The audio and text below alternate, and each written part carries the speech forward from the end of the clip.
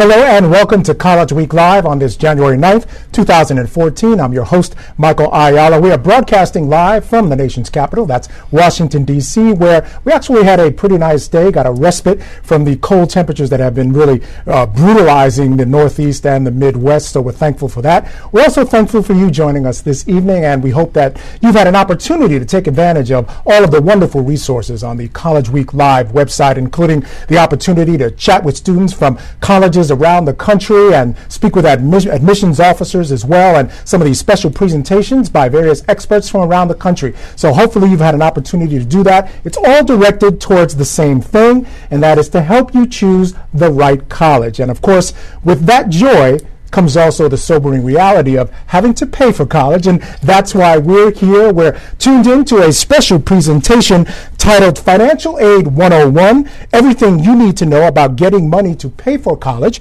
and our special guest is Kevin Roberts. Now, Kevin is an awareness and outreach specialist at the U.S. Department of Education, Office of Federal Student Aid, and has over a decade of experience with federal financial aid in various capacities, and prides himself on helping prospective college students and their families navigate the financial aid process. Kevin, good to see you again. Thanks for being with us. Great. Thank you, Mike. It's a pleasure being back. All right. I'm going to let you start in just a moment, but before we go on, I do want to have a quick note with you guys, and that is that this is an interactive session. We want you to send your questions into the studio by typing them in. I will monitor them here in the studio and pose them to Kevin at the end of his presentation. Now, we're going to try to get to as many questions as we possibly can, but certainly we don't have all night. We only have about 55 minutes or so. So if we don't get to your question, have no fear.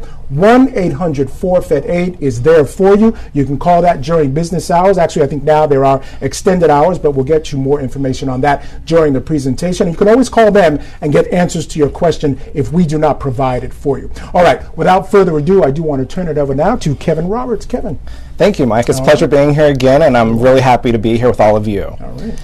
So let's talk about today's presentation. So we're going to cover considering college, financial aid myths. There's a lot of myths out there, and we're hoping to debunk some of those today. We're going to talk about the federal financial aid programs, the FAFSA, when and how to apply, what to expect after you finish applying, and then we're going to talk about some scholarships, some state aid, and some institutional aid. And then, like Mike said earlier, we're going to go into some great questions. So the first question is, when should you consider college? Now, today, this minute, or all of the above? It's sort of a trick question, and the answer is all of the above.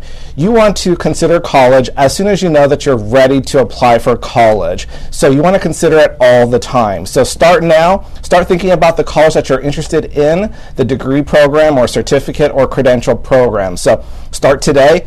The earlier, the better. So what can college do for me? Well, of course, you can get more money, more job opportunities, and of course, more freedom. Did you know that on average, a person who goes to college earns more money than a person who doesn't? Over a lifetime, a college graduate can earn over $1 million more than a high school graduate. Isn't that fantastic? So I highly encourage you that if you want to go to college, you should go to college, because there are a lot of opportunities waiting for you once you complete your program of study. College costs. This is the biggest thing that you're ever going to learn about, which is college cost. When we talk about cost of attendance, we think about tuition and fees. Tuition and fees covers just the cost of going to the school, but cost of attendance is even broader than that. It covers your room and board, books and supplies, equipment and transportation, miscellaneous personal expenses, and childcare. So when you think of tuition and fees, you want to think about not only that $20,000 tuition and fee charge, but then again all the other expenses to equal your cost of attendance. So, for example, you could be ending up paying close words of $40,000 a year, considering all of the items that I've listed for you on this presentation. So you really want to think about the overall cost of attendance when you're choosing a college. You want to become an informed consumer, and you also want to borrow responsibly. You only want to borrow what you need to pay for college. And we'll talk more about that later on in the presentation. Next, what does the FAFSA stand for? You know us at the Department of Education, we love talking in acronyms. So the FAFSA stands for the Free Application for Federal Student Aid. Now, let's talk about some myths. Let's debunk some of them. it costs money to apply for federal student aid. The reality is it is absolutely free to apply for federal financial aid. Remember, the first word in the acronym of FAFSA is free. So everything that you need to learn about federal financial aid is absolutely free. And so we highly encourage you to avoid companies that charge you money. So remember, our website is fafsa.gov. Do not go to any other website like a .com or .net. They may charge you, and you do not want to pay for this. It is absolutely free. So again, our main website is fafsa.gov. Next, the form is too hard to fill out. The reality is that the FAFSA form, when you complete it online, is easier than ever. On average, we have students that are completing the FAFSA in less than 30 minutes for a dependent student, and we'll talk about the difference between dependent and independent later. And for an independent student, on average, it takes them roughly about 15 minutes. So this FAFSA form on the web is super fast, super efficient. So always fill it out online. But if you need to fill it out on the paper, that's fine. Just call us at 1-800-4FED-AID, and we can have a paper application mailed out to you, or you can complete it over the phone with the call center rep. So again, fill it out on our main website, fafsa.gov. It's our free website. And lastly, my parents make too much money, so I won't qualify for aid. Well, that's not true. There is no income cutoff when it comes to applying for federal financial aid. It doesn't matter what your income is. I always encourage all of my students and parents to apply for federal financial aid because you could be eligible for other aid. You could be eligible for state aid. You could be eligible for institutional aid in addition to the federal loan programs that we have to offer. So you always want to apply for the FAFSA regardless of income, because you could be denying yourself other types of aid that could benefit you for your education. So let's talk about our federal financial aid programs. We have 3 big programs. We have what's called the federal grants. Grant is basically free money that you don't have to repay back ever. We all love free money. I love free money. The next one is federal work study. And federal work study is just what it implies. It's allowing you to either work on campus or off campus and earn at least a federal minimum wage. And we'll talk more about federal work study in the next couple slides. And then lastly, federal student loans. And loan is exactly what it is. It's a loan that must be repaid back to the federal government with interest involved. And I want to remind you that we have over $150 billion available in federal aid to help students pay for college annually. So there's a lot of money out there, and it's all available to you to help pay for your educational expenses. Federal grants. Let's talk about the first one, and the big one, our bread and butter of the program, which is called the Federal Pell Grant. Currently, for the 2013-2014 award year, the maximum that you can receive is $5,645. That is fantastic. That's free money that you can use to pay for your education and any other expenses that may come up. In addition, we have a grant called the Federal Supplemental Educational Opportunity Grant, or it's commonly known as FSEOG. And currently, you can be awarded anywhere from $100 to up to $4,000 a year. Now, I do want to warn you that these programs that are covering may not be available at all institutions. Institutions are allowed to pick and choose which programs they want to participate in. Therefore, you want to contact the financial aid office to determine if they participate in all of these programs. Moving on, let's talk about the Teacher Education Assistance for College and Higher Education, or TEACH grant. The TEACH grant is available for those interested in teaching after they graduate from college, and they can teach in what's called a STEM field. STEM stands for Science, Technology, Engineering, and Mathematics. You can receive up to $4,000 a year or up to $16,000 for an undergraduate. However, there is a commitment. You must make a commitment in signing that you will serve in a low-income, high-need field. You must perform this within 8 years. You have 4 years out of 8 years to complete this service. Otherwise, this grant of $16,000, should you use it from your freshman to your senior year, will convert into an unsubsidized direct loan. So you want to be very careful if you're going to choose this TEACH grant. And again, this TEACH grant is not available at all institutions, so you want to call to see if this program is available for you.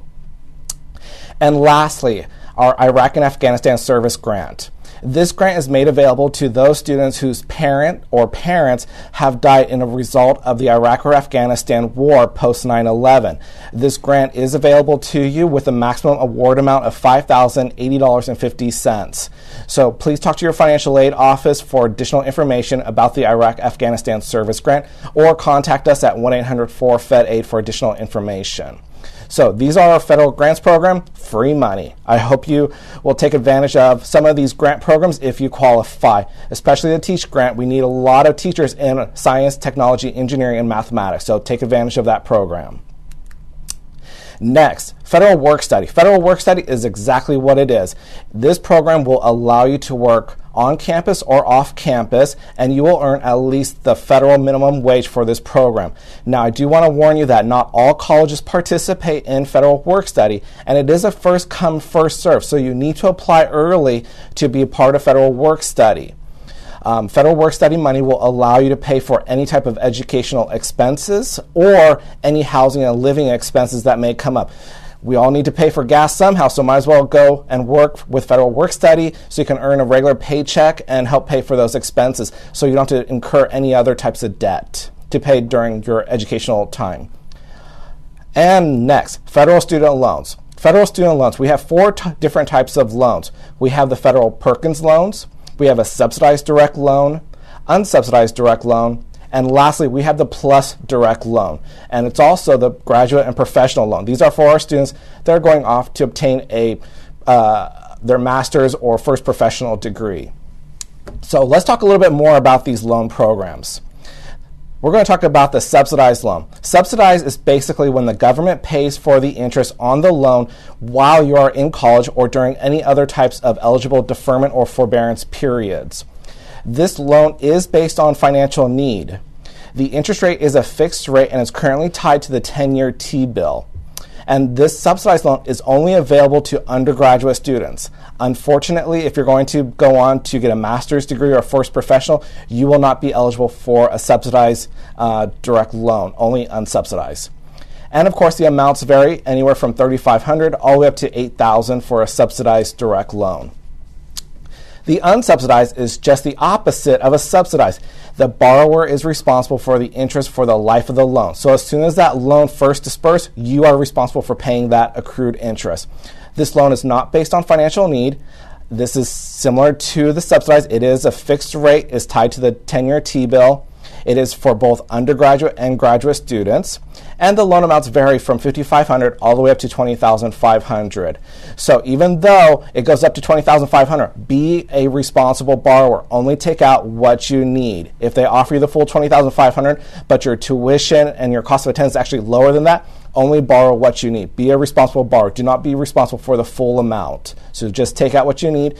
Be a responsible borrower. And we're going to talk more about some tools that will help you become a responsible borrower later on in this program.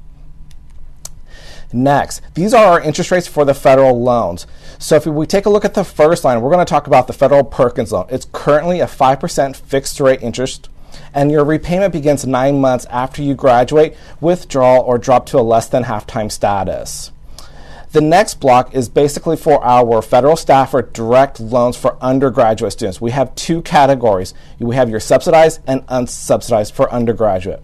For subsidized, you're going to be paying a 3.86% interest, and then for unsubsidized, it's currently 3.86 as well. Your repayment begins 6 months after you graduate, or you withdraw or drop to a less than half-time status. For my graduate students, your federal direct loan for the unsubsidized is currently at 5.41% fixed, and again, your repayment begins 6 months after you graduate, withdraw, or drop to a less than half-time status. And lastly, our PLUS loans. They are currently at 6.41%, and the repayment period actually begins 60 days after the PLUS loan is fully dispersed. However, you may request to defer those loans until you graduate. So you can defer them so you can have so you can just wait until you graduate. So they can go into repayment with your other loans if you choose to. However, but reminder, just remember that they do go into repayment within 60 days after the loan is fully dispersed. And the interest does accrue as soon as that first loan goes out. And these are our interest rates. Remember, our interest rates are good for 1 year. They are a variable, so these interest rates that I'm showing you today are only good until June 30th, 2014. Once July 1st, 2014 comes around, we will have a new set of interest rates. So if you want to know what the new interest rates are for July 1st, 2014, please visit our website at studentaid.gov. All right, the FAFSA. When and how to apply. Applying for federal student aid is absolutely simple. All you need to do is fill out that free application for federal student aid on our website, FAFSA.gov. Your eligibility for federal financial aid is determined by the information that you provide on the FAFSA. So your most basic demographic information, your parents' information, and the overall household income. Individuals must complete the FAFSA to receive federal financial aid, and students are encouraged to file their FAFSA as soon as possible after January 1st of their senior year in high school. So attention all seniors, you should have filed your FAFSA January 1st, which was 8 days ago. Now, for my adult learners, you can file at any time. But for my seniors, make sure you apply as soon as possible. This is our primary website called FAFSA.gov. If you are not on this website, you are on the wrong website. This FAFSA.gov website will allow you to make a new FAFSA or renew your FAFSA, make corrections, or any other information that you need to do. So make sure you're always on our main website called FAFSA.gov. This is the website, and it will also allow you to sign up for a PIN. A PIN is a personal identification number, and you will need to have that number when you file your FAFSA, because that's how you're going to electronically sign your FAFSA.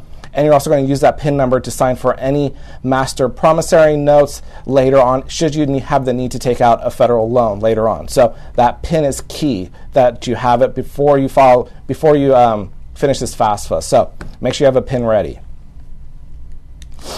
All right, what you need to know, you have to file every year that you're in college. So if you want to receive federal financial aid for every year, you have to file every year, and they will remind you of this when you're in school. Like I said earlier, you can file as early as January 1st of your senior year, and the new FAFSA for 2014-2015 was just released. I just told you earlier about the PIN.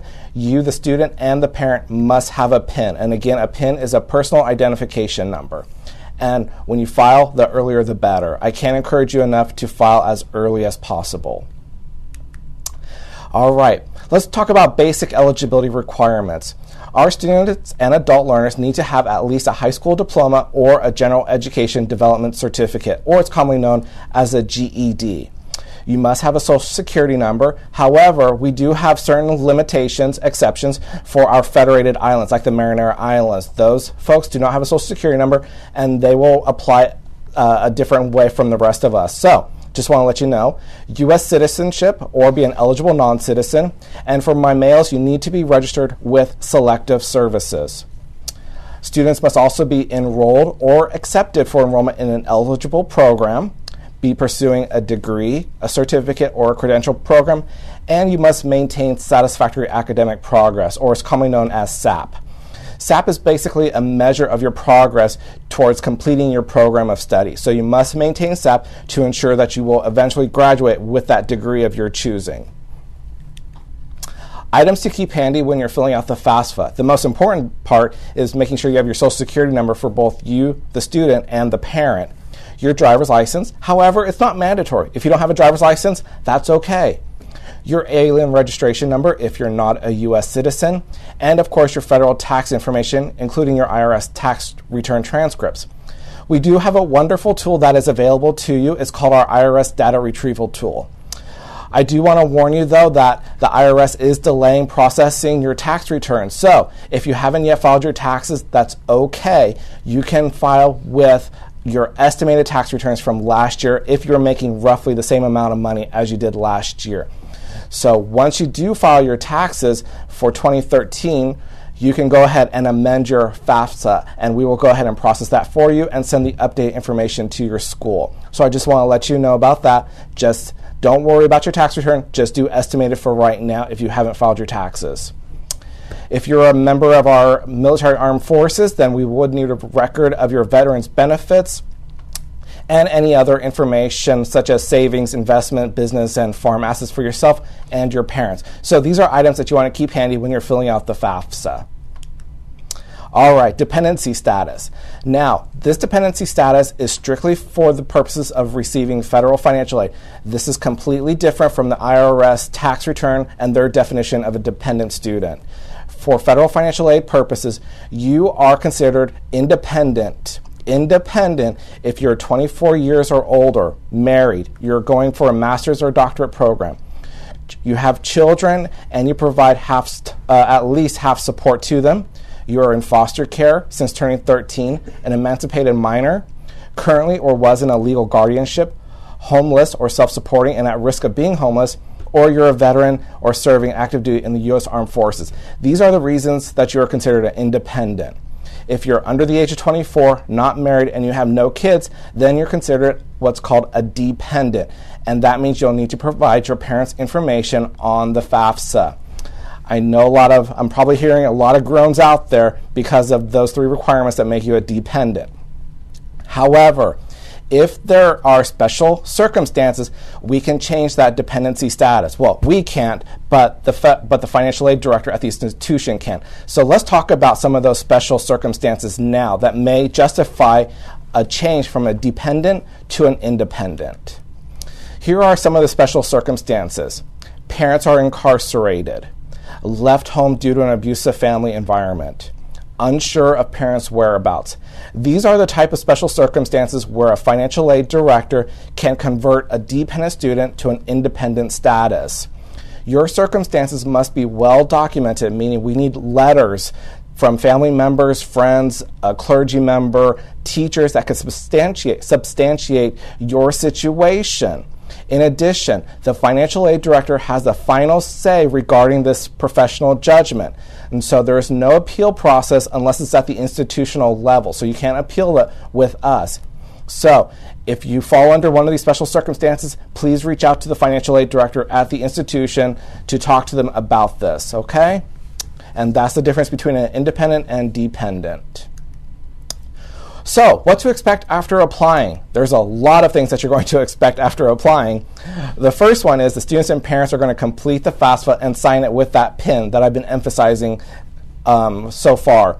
The FAFSA is going to be processed by Federal Student Aid. The FAFSA processing takes roughly around 24 to 72 hours, and what you will receive back from us is what's called a Student Aid Report, or a SAR. And basically, that's a summary of everything you provided on the FAFSA. So, it's called a Student Aid Report, and the colleges will receive what's called an ICER. And the ICER is what's going to help the colleges and universities determine your eligibility towards any state aid, institutional aid, and of course, federal financial aid, The colleges will review the information that you submitted on your FAFSA, and they will assemble what's called an award package. And I'll show you a sample award package on the next screen.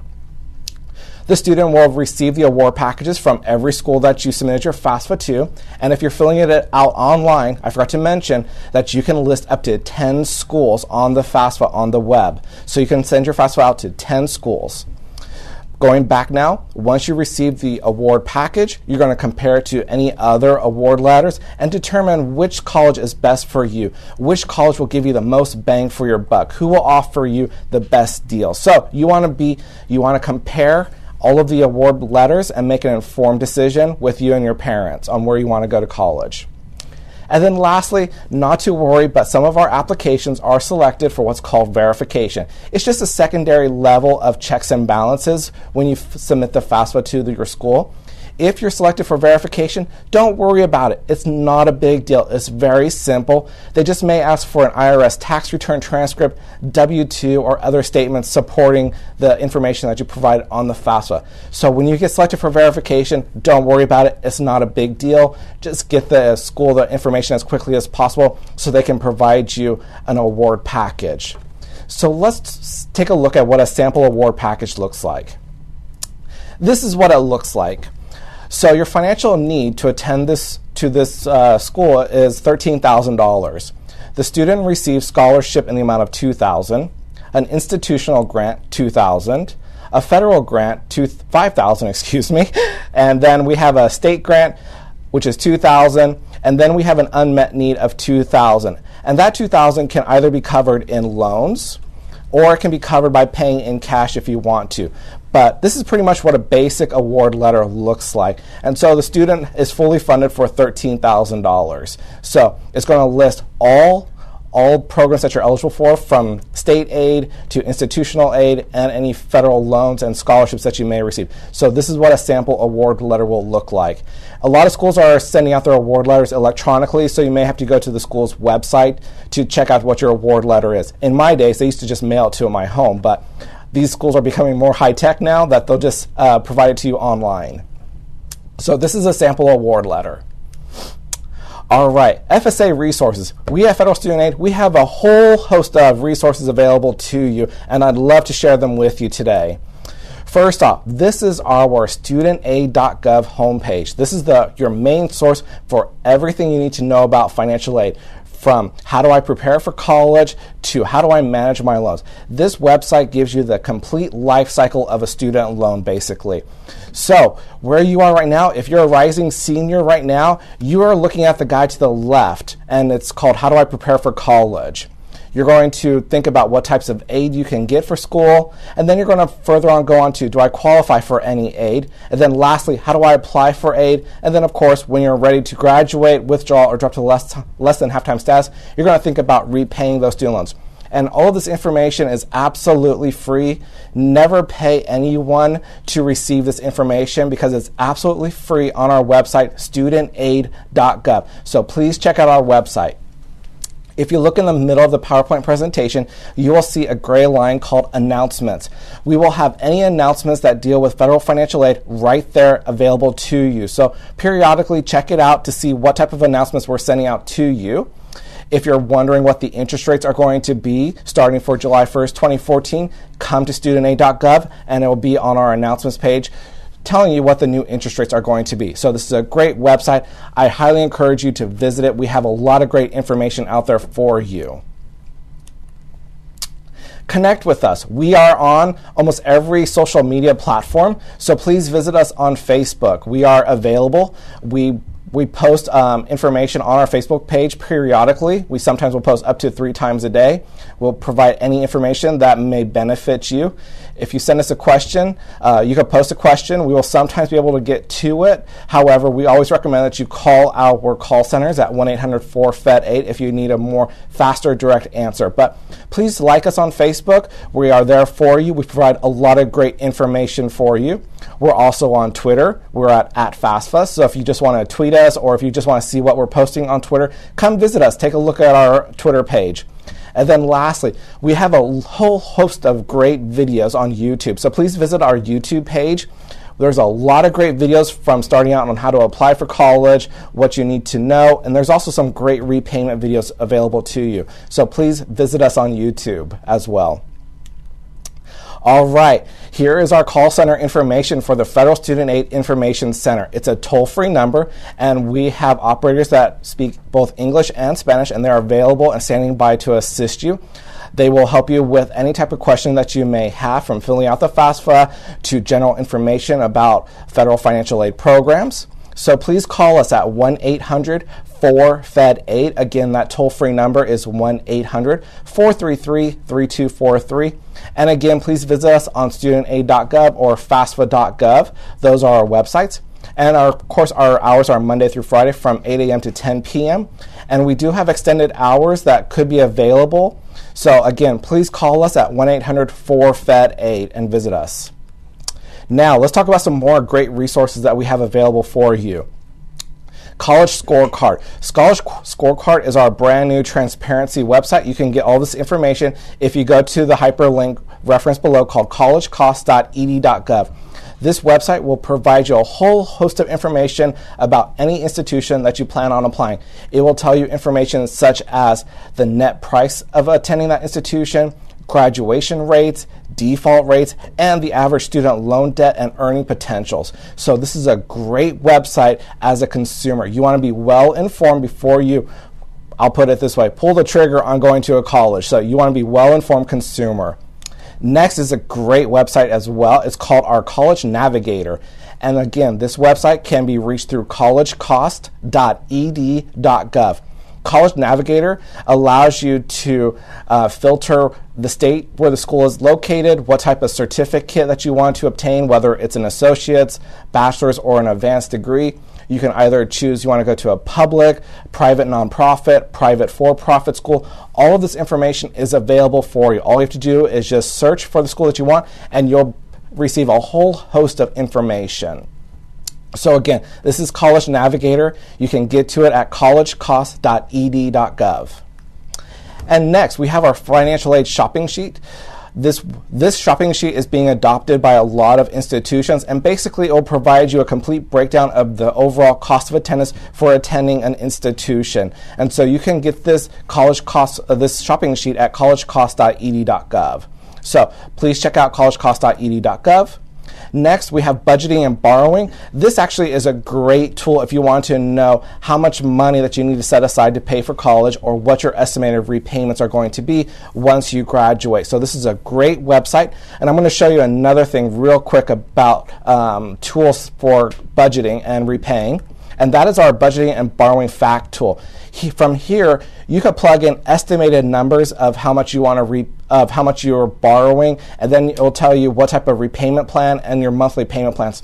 So if you take out 6 figures worth of student loans, it will tell you the types of repayment plans that are available to you and what your estimated monthly payment plan is. So it's not an exact monthly payment plan, but it'll give you a rough estimate of what you may end up repaying once you graduate. So this is a great tool. So please check it out. Again, this is our fact tool. This is available to you at studentaid.gov. In addition, this is available to you at studentloans.gov as well. So please check it out. Be a responsible borrower. So only borrow what you need. All right, let's talk about some fun stuff. Scholarship, state aid, and institutional aid. Where can you get money for college? Well, of course, you could come to us at Federal Student Aid, the federal government. You can go to your local state government agencies to see if they have any state aid that are available for you. You might want to start checking out their local Department of Educations for each state, and then start doing your research from there to see if there's any state aid available to you. There's also colleges and universities. A lot of colleges and universities have what's called endowment funds that are available to the most neediest students. So call them, check them out to see if there's any institutional aid that are available to you. The next type of aid that's available is private foundations. Check those out, see if they're available as well. If your mom and dad are working, see if their employers offer any type of scholarships that may be available. And then lastly, any professional and service organizations. Call them up, see if they offer any aid that are available to you. Scholarships. Scholarships are a great way to help pay for your education. It's all free. You just need to see what the descriptions are to apply, and then just meet the deadline requirements. You can do an everyday Google search to look for scholarships. If you just type in scholarships, almost 50 pages will come up of scholarship listings that are available to you. Think about the types of food and drinks that you have every day. Maybe those companies offer a type of scholarship. So think about everyday brands that you wear, from Nikes to drinking caffeinated soda like Pepsi or Coke, or even thinking about the coffees that you drink. These corporations have some type of scholarship program. So I highly encourage you to check those out, because they may offer a scholarship as well. And lastly, visit us at the U.S. Department of Education. We do have a scholarship search engine on our website that's available to you, so please check it out. Excuse me. And a word of wise, please, please, please never pay for any scholarship search companies. They are a complete scam, so please do not waste your money on paying for these scholarship searches. Do it on your own. Save yourself the money. There's a lot of great resources out here where you don't have to pay. So never pay for scholarship searches. All right. Lastly, additional financial aid may be available from your home state and from institutions that you're planning to attend. Grant and merit-based aid could be available to you. And always, research, research, research. I cannot emphasize enough about how much you want to research all of these programs that are available to you, from your home state to the institutions that you choose, and of course scholarships, and then lastly us at Federal Financial Aid, Federal Student Aid. And then be aware of varying deadlines. Every state, every institution has various deadlines, so you want to make sure that you meet those deadlines to be eligible for any types of scholarships or state aid, stuff like that. And now, I guess we're going to get into some questions, Michael. I'm looking forward to this part. We've got a ton of questions for you, so that's awesome. We'll try to get to as many as we can. For those of you asking, yes, this presentation will be available on demand for quite a while. So if you missed any of it, just want to go back and see it again or refer a friend, you can do that, as well as the PowerPoint presentation that will be available as well. So don't worry all about it. You can go back and see it again. All right, so let's begin with Kristen. Kristen would like to know for FAFSA 2014-2015, if my only income for 2013 was unemployment compensation, what fields must I fill in? That's a great question, Kristen, and hi there. All you need to do is just fill out the most basic demographic information in Section 1 of the FAFSA, and then you're going to go ahead and fill in your household information. And it does ask about receiving any types of TANF unemployment compensation that you did receive for the year. So you will want to include that information on your FAFSA, and then go ahead and submit that for processing. And then the schools will work with you on preparing an award package based upon your eligibility for any types of state aid, grants, and loans. So that's a great question, Kristen, and yes, it does need to be included on your FAFSA, and I'll ask you for it. All right, and Christian also is saying that he is in the military, but he didn't see anywhere on the form where that was asked, whether he was in the military or not. The military question is based upon the dependency status rules, and so you'll mark yes that you are serving active duty in that field, and that's the only place where we'll ask for military information if you're serving active duty. And then once you go to the school's financial aid office, they'll ask for a copy of your DD-214 if available. All right. This one seems to be coming from a parent. Should I be expecting any differences in the FAFSA this year, as I will be applying for 2 of my children instead of 1?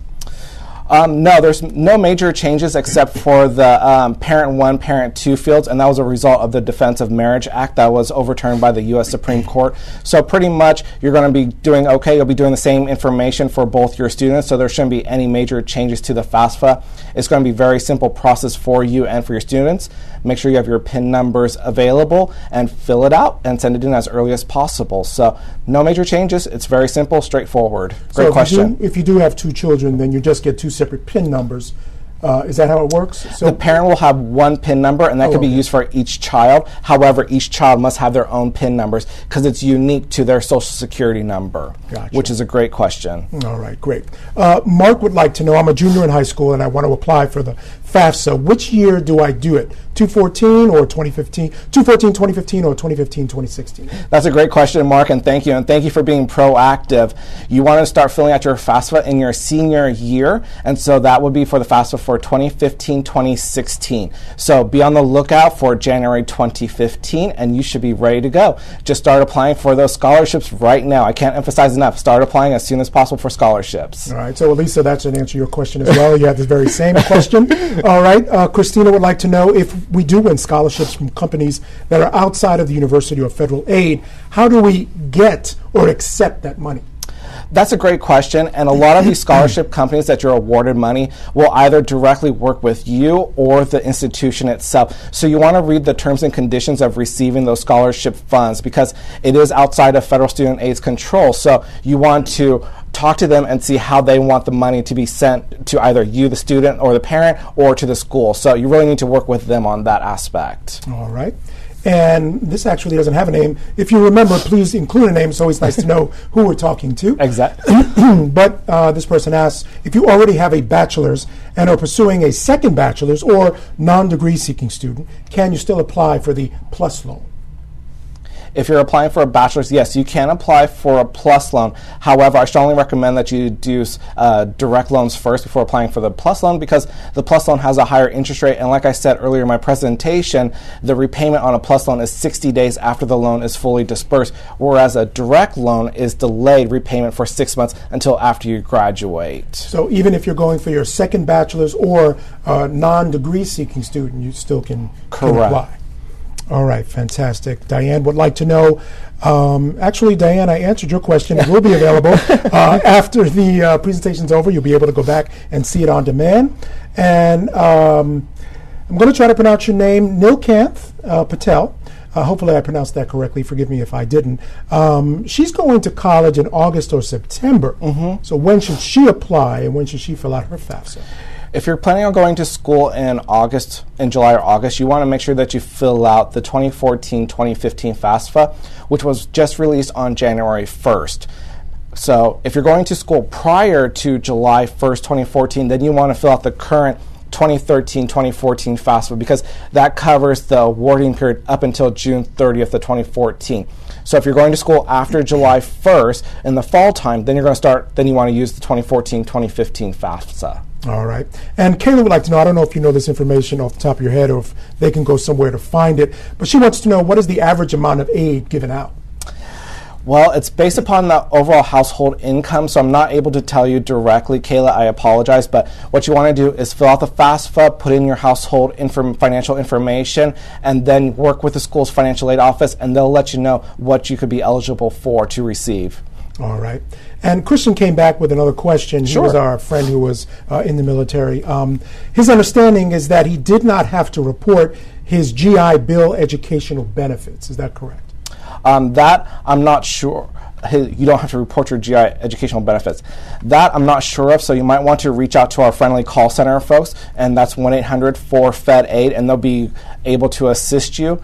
I do know that you may also want to contact your VA representative as well for further information, and contact the institution, because the institution may have they do have policies and procedures relating to receiving VA benefits along with federal financial aid benefits. So I highly encourage you to contact our call center for additional information. Actually, it's a good point I want to emphasize there is that it's really a good thing to get in contact with the institutions and their financial aid offices and officers and creating a dialogue. Am I right? That is absolutely correct. I can't emphasize enough that you want to become friends with every person that works in the financial aid office, especially the financial aid director. He or she has complete control over the funding that are received at the institution and the awarding of financial aid to all of their students. So become friends with the financial aid director because they are the ones that will help you the most. All right. Hannah would like to know if you get accepted with early enrollment, do you only need to send your FAFSA information to that one school?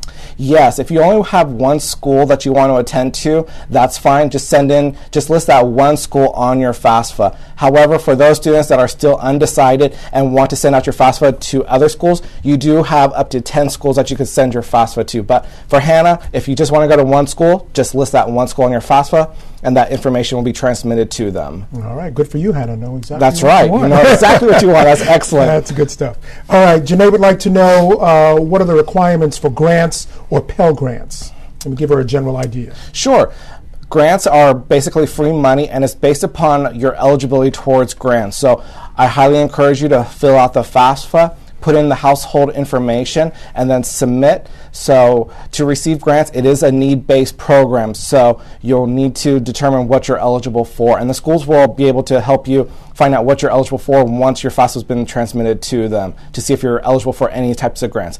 But remember, loans are available to you, and also I highly encourage you to check out any state aid, institutional aid, and of course, apply for scholarships. Scholarships are a great way to receive free money as well. So don't rely all on grants. Make sure you go outside of the box and look elsewhere for free money that could be available to your daughter or your son. All right, and I want to just sort of follow up that with Sure. a question from Vanessa, who looking for a little bit more clarification on what are the differences between the loans that you must pay back and the loans that need not be paid back. Well, all loans must be repaid back with interest. We have the direct subsidized loan, and the direct subsidized loan is basically a loan where the government pays the interest while you are in school and during eligible periods of deferments and forbearance. Once you have graduated, then you'll begin repaying the interest on that loan if you're not in an eligible period of deferment or forbearance. And same thing, and the unsubsidized direct loan is just the opposite, where the interest will accrue as soon as the loan is first dispersed. And then, of course, we have our PLUS loan. And the PLUS loan, the interest accrues as soon as the loan first dispersed as well. So every loan that we offer from the federal government, you will be repaying it back with interest. So sorry. Yeah, and I'm not sure, Kevin, maybe we can just take it a step Sure. further, just in case she used the wrong terminology. I don't know if perhaps she meant what's the difference between the loans and the grants, for instance. Maybe the loans that you don't have to pay back, she meant a grant. So Grants are pretty much free money, and that will not be required to repay back. So, but grants is just free money. You'll receive those. Those can be used to pay for your tuition and any other educational expenses. And then a loan, of course, is what you have to pay back when you go to school. And all of those are sort of flow from your filling out of the FAFSA. Correct. All right. And Jessica would like to know what scholarships grants need to be listed on the FAFSA form. When do I receive my tax form to let me know from Pell or TAP what needs to be listed on the FAFSA form? On the FAFSA, you will list everything that you received. You also want to notify the school. So if you received a scholarship, those scholarship notifications need to go directly to the school so they're aware of impending funds that are going to come and pay for your offset your educational funds. So you'll just fill out the FAFSA. It will ask you for all of your information. So it's very simple. All you need to do is just follow the FAFSA form, and it will help you and it will guide you along the way of what you need to plug in on the FAFSA, from your household income to any TANF benefits, unemployment benefits, for Social Security benefits as well. So just follow the form, and it's very easy flow. And if you run into any trouble filling out the FAFSA, as we all know, it could be, for some of us, it's really difficult to fill out. But if you have any troubles, please call us at 1-800-4FED-A. That's what our call centers are for. They will help you along the way and guide you. Another tool is to use our IRS tax retrieval tool, which will be available to you if you're able to use it. So if you have any problems filling it out, or you're just unsure of where a certain dollar amount needs to be placed into the FAFSA, just call our call center and they'll be able to assist you. Yep, absolutely. Cameron would like to know, do schools consider the estimated tax amount on the FAFSA in determining a financial aid package if the tax returns are not completed? And what is the deadline date for a tax return that it should be completed by in terms of getting it in on time for the FAFSA? That's a great question, Cameron. As of right now, what we request is that if you haven't yet completed your tax return, you want to estimate as closely as possible. If your parents made the same amount of money, or you made the same amount of money last year, you want to use that type of information to fill out the current 2014-2015 FAFSA. Now, for IRS purposes, the IRS deadline, of course, is April 30th. However, you want to file your taxes as soon as possible, because the schools will need to amend your award package based upon actual tax return information. So you may receive less money, or you may receive more money. So I always encourage you to file your taxes as soon as you receive all of your information needed to file that tax return, so you can update your FAFSA. So even though you're estimating and they can award financial aid based upon estimated taxes, I still want you and encourage you to get your tax returns done as quickly as possible. All right. And you talked briefly during your presentation about verification not being a big deal. So I just wanted to follow that up by saying, tell us how important it is to be truthful on the FAFSA. It's always important to be truthful on the FAFSA. Try to do your best in filling it out. Be forthright for us, because it will determine your eligibility to receive federal financial aid. Verification is the secondary checks and balances. And again, it's a very simple process. All we need to know is any tax return information or supporting documentation. If your Social Security number doesn't match, we'll need a copy of your Social Security card. It's very simple information. So don't be afraid if you get selected for verification, because it's a quick process to be resolved. But then again, you want to be very accurate with your FAFSA. You want to provide the most accurate information so you know the exact type of aid that you'll be eligible to receive. So no lying, please. All right, absolutely. Josiah wants to know, what are the differences between federal and state aid? Oh, that's a great question. Federal aid is what we offer in the forms of federal grants, federal loans, and federal work study. So that's what the federal government offers through the Office of Federal Student Aid. State aid is basically any aid that's offered by your home state. A lot of states offer grant programs that are available to you. So you want to check out any types of Department of Education websites for your state to see if they offer any types of free money that are available to you to attend college in your state. So always check out your Department of Education state website, research them, call them up if you have any questions, so you can see if you can get any free money. I will use this as an example. California has what's called a Cal Grant program. For the District of Columbia, where we currently are, we have offer a grant program here. Maryland, Virginia, they do have state aid programs that are available to our senior students in high school. So just research. It's all about diligence, right? It is all about diligence. Stay on top of these things. That is correct. But please check out your home state. There could be free money waiting for you. You just may not know about it. All right, great. Bobby Lopez wants to know, my daughter is a freshman in high school. Is it too early to start applying?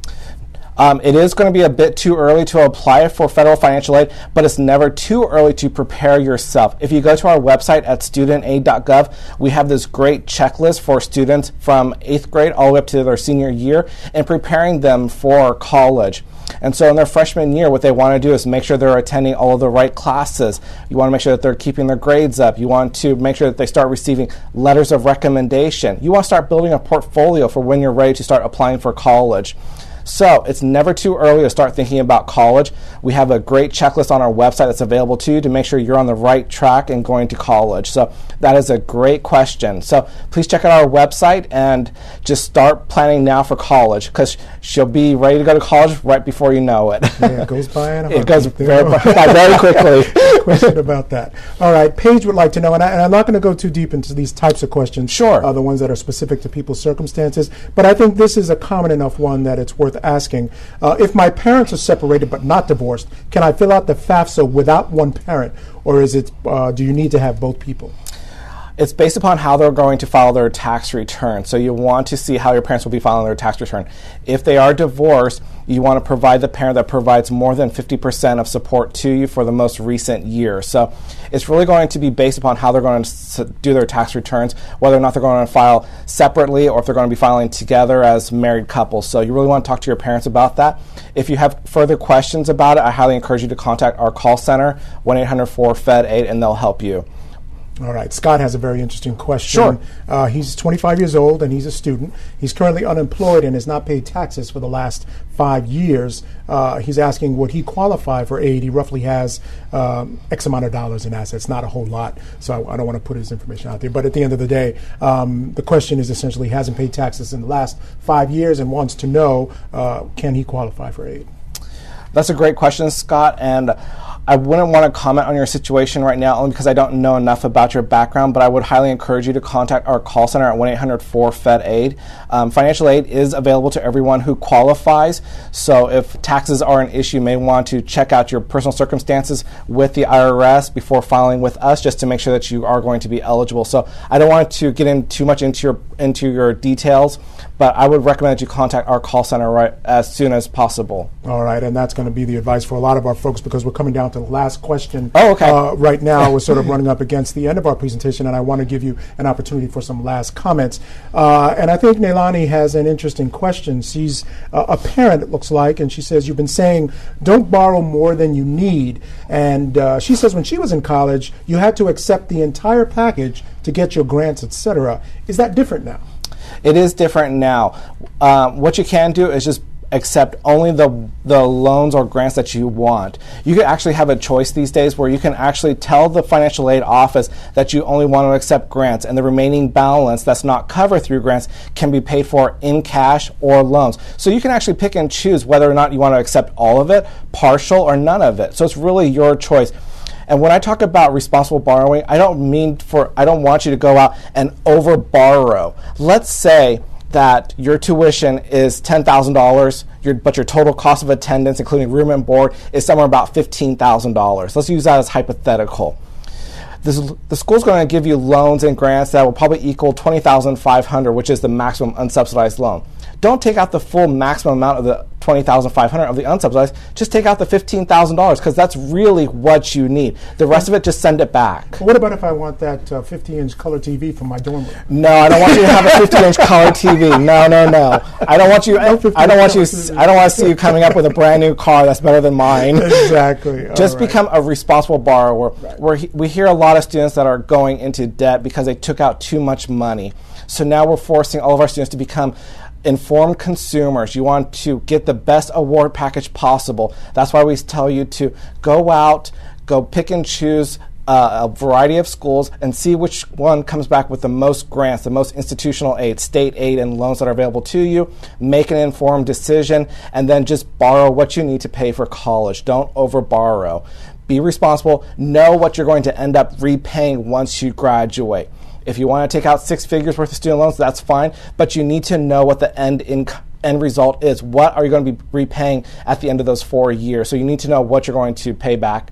And you want to make sure that your future career can substantiate that monthly payment. So that's why we always say, be a responsible borrower. Yeah, and as a young person, you're not fully aware of what it means to pay back a loan yet. Correct. But it is serious business. It is. And you need to take that very seriously. Correct. So I think your point is well taken. All right, I want to give you an opportunity now as we come up against the end of our presentation for some final words, anything you want to leave our viewers with before we let them go. Yep. I want to thank you all for allowing me to be here today, and I hope you guys learned a lot about Financial Aid 101. This is a very high-level overview, so I want to thank Michael for giving me this opportunity. And I just want to remind you to please visit our website, which is fafsa.gov. That's where you'll go to fill out the free application for federal student aid for any and all information regarding any parts of a loan, a grant, whether you need to learn how to repay back your student loan. Please visit us at studentaid.gov. And if you want to talk to a human being, please call us at our call center at 1-800-4FED-AID. Our operators are standing by to assist you with any questions or special circumstances that you may have. And again, always talk to your financial aid office. Be nice to them because they will help you out in any way possible if they can. And Michael, it's been a pleasure being here today. Yeah, it's been a pleasure having you, and really wonderful information. We truly appreciate it. On behalf of everyone at College Week Live, I want to thank you for that. I want to thank you all for joining us as well. We could not do this without you. Your questions are really what make this thing go. So thank you very much for that. Do want to remind you that, yes, this presentation will be available on demand for some time. So if you want to go back and if you missed anything or if you just want to see it again or refer a friend, please feel free to do that. I also want to remind you to take advantage of all of the various resources on the College Week Live website. Plenty there for you to gain from. Also, some of our sponsors, click on their banners. Their websites are chock full of great information for you as well. There's also scholarships on the College Week Live website, I think ranging from about $1,000 up to about $100,000. So you definitely want to check those out as well. So again, on behalf of Kevin, everybody here at College Week Live, thank you very much for joining us and have a great, great evening.